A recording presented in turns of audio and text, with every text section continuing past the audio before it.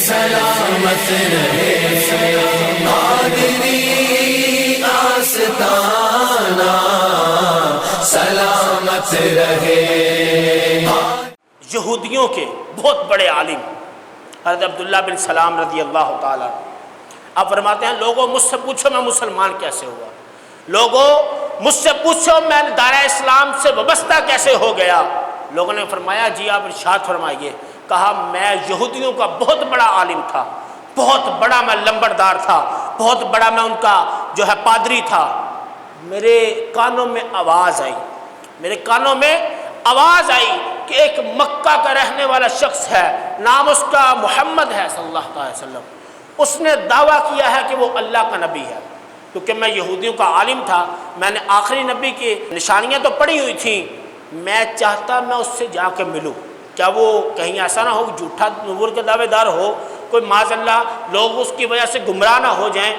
معاذ اللہ اس کی بیعت نہ کر لیں۔ تو کہتے ہیں میرے کانوں میں جب آواز آئی، مجھے بڑی دلچسپی تھی، میں جاتا مکے،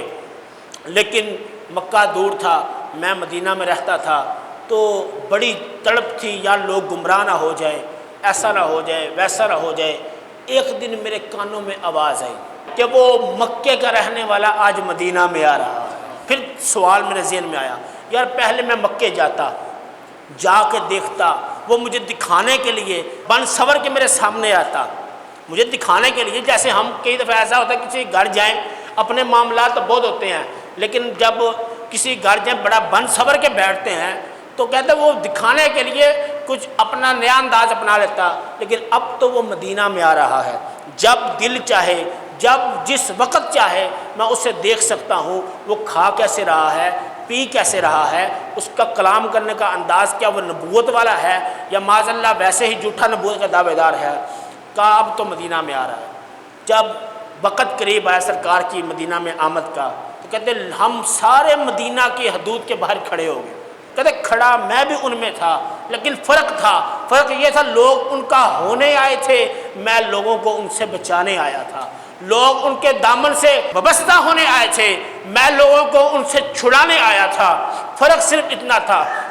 کہتے جب مصطفیٰ علیہ السلام کی سواری مدینہ کے اندر داخل ہوئی، مصطفیٰ کے چہرے کو میں نے صرف دیکھا، نہ میں نے سورج کو واپس پلٹتے دیکھا، نہ چاند کے دو ٹکڑے ہوتے دیکھے، نہ میں نے کنکریوں کو کلمہ پڑھتے دیکھا، نہ میں درخت کو آپ کی بارگاہ میں آنے دیکھا، کچھ بھی نہیں دیکھا، صرف مصطفیٰ کے چہرے کو دیکھ کر میرے دل نے گواہی دے دی یہ جھوٹے نبوت کے دعوے دار کا چہرہ نہیں، یہ سچے نبوت کے دعوے دار کا چہرہ ہے۔ تو کسی شاعر نے کیا خوب کہا، عبداللہ بن سلام کا قول کو اس طرح نقل کیا کہ روح مصطفیٰ وہ کتاب ہے جو محبتوں کا نصاب ہے، یہ کتاب رہے میرے پیش نظر میں رات دن اسی کو پڑھا کروں۔ کیوں نہ ہو مصطفیٰ علیہ السلام کے بارے میں رب نے فرمایا قد جاءکم برہان من ربکم، لوگوں تمہارے پاس تمہارے رب کی طرف سے ایک روشن دلیل آئی ہے۔ مصطفیٰ ایسی کتاب ہے،